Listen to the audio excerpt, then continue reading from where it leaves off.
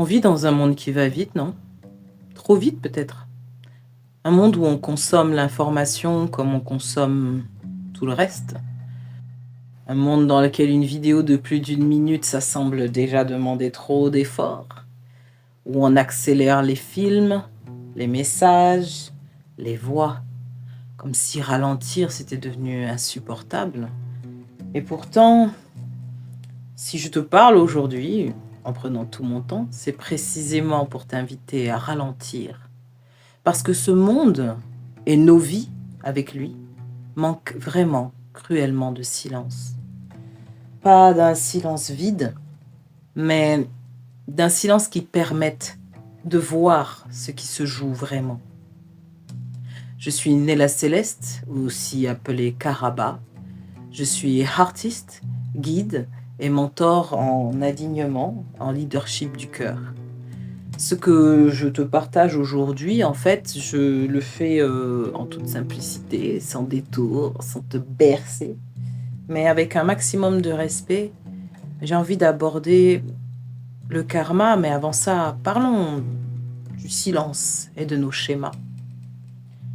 Lorsque tu ne t'arrêtes jamais, lorsque tu remplis chaque espace de bruit, d'image, d'occupation, tu passes à côté de l'essentiel. Parce que la vie chuchote. Elle parle tout bas, tout bas. Et plus tu vas vite, moins tu l'entends. C'est logique. Les schémas, eux, ils ne crient pas. Ils se répètent. Les mêmes types de relations, les mêmes conflits, les mêmes blocages et les mêmes douleurs parfois. Et puis, on s'étonne. On accuse l'extérieur, le contexte, la politique, les autres, la malchance. Et en fait, tout est déjà là. J'aime bien dire que tout est là, sous nos yeux, à condition qu'on accepte de s'asseoir tranquillement, avec honnêteté envers soi-même. Le karma, c'est une notion qui fait peur, parce qu'elle a été mal transmise, et qu'on t'a dit que karma is a bitch. Mais le karma n'est pas une punition. C'est pas un système de récompense ou de sanction.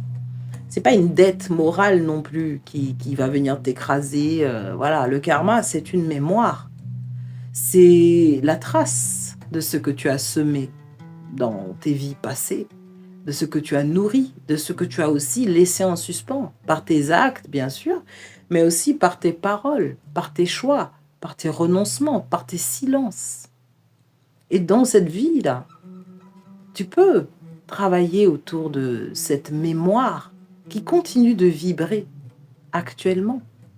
Et tu as une responsabilité dans cette vie, c'est-à-dire que tu as la capacité, la capacité de répondre.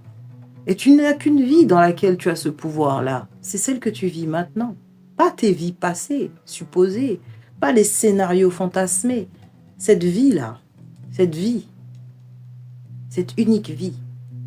Et pourtant, beaucoup traversent cette vie comme si c'était rien, comme si c'était secondaire, comme si ça pouvait attendre. Comme si, je sais pas, tu vois, on verra plus tard. Puis on s'étonne, encore une fois, de l'état du monde, de l'état de nos relations, de notre fatigue intérieure, de nos maladies. Mais rien de tout ça n'est séparé.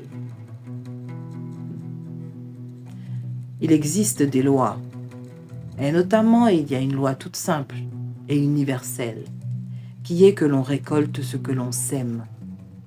Et c'est pas parce que l'univers juge, mais c'est parce que il n'y a qu'interaction. Il n'y a rien de véritablement neutre, ni énergétiquement, ni émotionnellement, ni humainement. En fait, tu ne vis pas juste des événements, tu vis des résonances. Donc ça ne veut pas dire que tout est de ta faute, mais ça veut dire que tout peut être lu, tout peut être compris, corrigé, revu, et que tout peut devenir un enseignement.